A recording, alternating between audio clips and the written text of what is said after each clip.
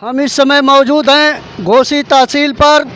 यहाँ पर बलिया में हुए पत्रकारों के खिलाफ अत्याचार और मुकदमे के खिलाफ पूरे तहसील से पत्रकार संगठन और तमाम अन्य संगठनों के लोग, प्रमुख लोग जुटे हुए हैं। हम उनसे चर्चा करते हैं क्या मामला था, क्यों ये सारे लोग यहाँ इकट्ठे हुए हैं।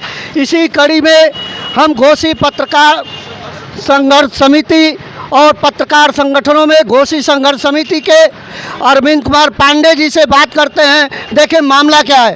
पांडे जी नमस्कार। नमस्कार। सर क्या मामला था पत्रकारों के खिलाफ? नहीं, जो पत्रकारों के साथ ये व्यवहार हुआ है बलिया में, इसकी जितनी भी भर्त्सना की जाए वो कम है। पत्रकार चूँकि चौथा स्तंभ है, उससे हमें हर चीज़ की जानकारी मिलती है और पत्रकारों के साथ कोई भी उत्पीड़न बर्दाश्त नहीं किया जाएगा।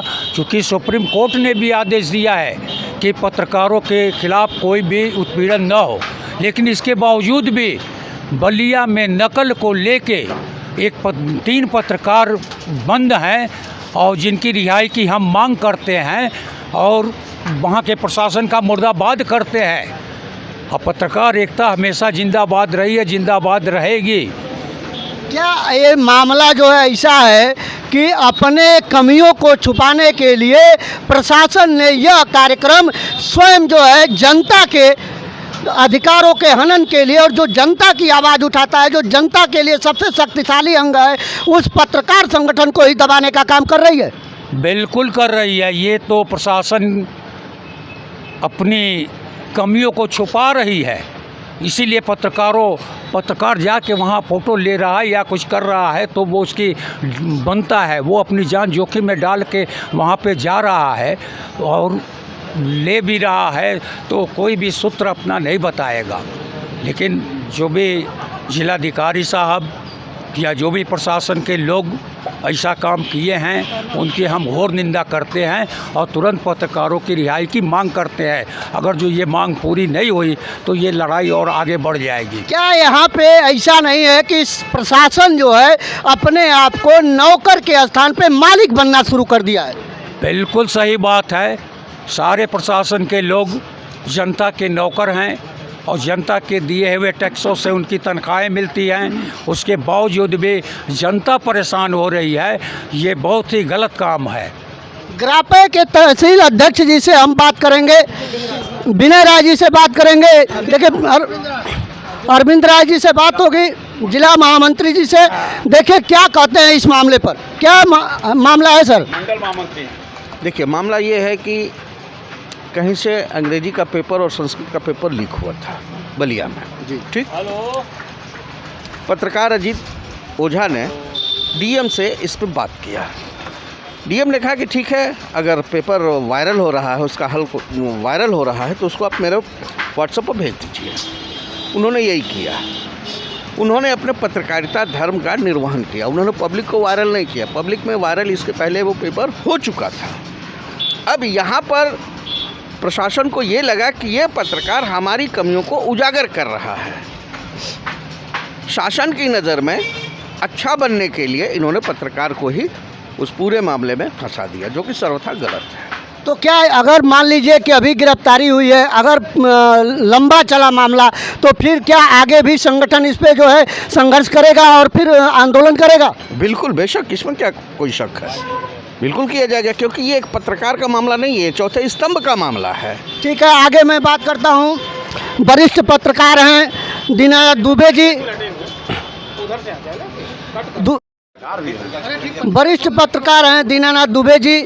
दुबे जी क्या मामला है, क्या समझ में आ रहा है कि प्रशासन और शासन के रवैये से ये क्या लग रहा है कि जनता की आवाज़ जो बनता है पत्रकार, उसके खिलाफ इस तरीके का कार्यक्रम करके क्या जनता की आवाज़ को दबाने का और भ्रष्टाचार को बढ़ाने का कार्यक्रम किया जा रहा है?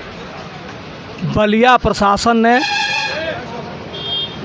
लोकतंत्र के चौथे स्तंभ पर हमला किया है और यह बहुत निंदनीय और दुख की बात है।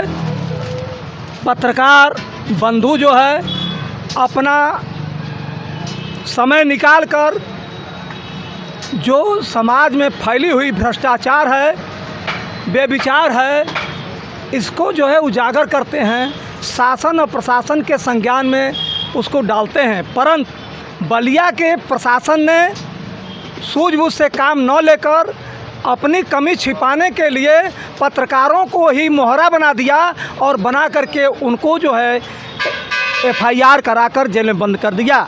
अब हम पत्रकार संगठन के लोग पत्रकारों के हित के लिए, लोकतंत्र के चौथे स्तंभ के हित के लिए और जनहित में संघर्ष का ऐलान किए हैं कि जब तक बलिया के पत्रकारों को बाइज्जत रिहा नहीं किया जाएगा, उनके मुकदमे वापस नहीं होंगे और जो दोषी हैं उनके खिलाफ जब तक जांच करके उनको सज़ा नहीं दिलवा लेंगे तब तक हम लोगों का संघर्ष जारी रहेगा। और यह संघर्ष केवल मऊ जिला में ही नहीं, घोषित तहसील में ही नहीं, यह पूरे उत्तर प्रदेश में चलेगा और उत्तर प्रदेश के बाद यह आग पूरे देश में लगेगी।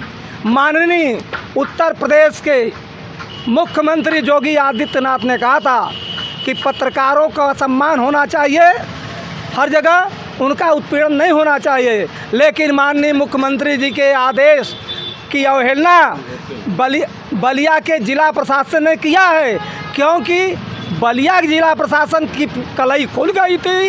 अपनी कलई को बचाने के लिए, अपने कालिक को अपने धोने के लिए पत्रकारों को मोहरा बनाकर उनका उत्पीड़न कर रहा है, जिसके लिए हम पत्रकार संगठन के लोग संघर्ष का बिगुल फूंक चुके हैं। अगर बलिया प्रशासन नहीं चेता तो इसकी आवाज़ लखनऊ तक जाएगी। क्या आप इनकी बात से सहमत हैं? क्या आप इनकी बात से सहमत हैं? हाँ, इनकी बात से सहमत हैं। जो भी कर रहे हैं पूरा संघर्ष समिति मिलाकर कर रहे हैं, कोई अकेले की बात नहीं, पूरे पत्रकार संघ की बात है यहाँ पर है। चाहे किसी भी संगठन का, हर संगठन के लोग इसमें साथ रहेंगे। सिर्फ पत्रकार की बात रहेगी, कोई संगठन का बात नहीं है।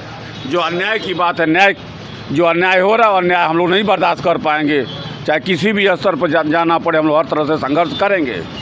सर, आप क्या कहना चाहेंगे इस मामले पर? ये जो कुछ भी हुआ बहुत दुर्भाग्यपूर्ण और गलत हुआ है। ये भ्रष्टाचारी मुट्ठी भर अधिकारी सच्चाई, ईमानदारी, लगन, मेहनत का गला घोटने को तैयार हैं। इनके खिलाफ पत्रकार हित में सच्चाई और नेकी के लिए जितना भी संघर्ष होगा सड़क से सदन तक, ये इस लड़ाई को लंबी लड़ी जाएगी और न्याय की बात होनी चाहिए। भ्रष्टाचारी अधिकारियों के खिलाफ हमेशा पत्रकार अब और हिम्मत बांध कर आगे आएंगे। आप आक्रोश को देख रहे हैं, पत्रकारों का ज़बरदस्त आक्रोश है, पूरा संगठन इस कार्यक्रम से नाराज़ है। आप देख रहे हैं यश पांडे जी, प्रदेश स्तर पे मुख्यमंत्री द्वारा कहा गया था कि पत्रकारों के साथ कोई गलत कार्य न किया जाए, उनके खिलाफ कोई फर्जी मुकदमे नहीं कराए जाए, लेकिन क्या उनकी बातों को नकारते हुए जिला अधिकारी बलिया द्वारा उनकी भी बात को नकार दिया गया और तत्काल शपथ ग्रहण के बाद और भ्रष्टाचार में लिप्त होने के बाद पत्रकारों के खिलाफ ही उन्होंने पहला एक्शन ले लिया। बेशक ये सच है कि मुट्ठी भर भ्रष्टाचारी अधिकारी मुख्यमंत्री, माननीय मुख्यमंत्री जी की बातों की अनसुनी और अनदेखी कर रहे हैं, जो कि अपने लिए खुद खाई खोद रहे हैं। उनको ये नहीं पता है कि योगी जी के वहाँ जब उनका बुलडोज़र किसी पे भी जब चल रहा है तो चलेगा, चाहे वो उनके गोद में बैठे हों या उनकी रेंज से बाहर के हों, लेकिन चलेगा तो चलेगा। डीएम पे कार्रवाई होनी चाहिए पूरा एकदम बेशक, तुरंत तत्काल प्रभाव से डीएम ही नहीं, जितने भी सरकारी अमला जो मोदी जी और योगी जी की गोद में बैठे भ्रष्टाचार में लिप्त हैं, उन सब पे बुलडोजर अभी तत्काल प्रभाव से तुरंत चालू हो जाना चाहिए। आप देख रहे हैं यश भारत न्यूज, मैं संजय मिश्रा।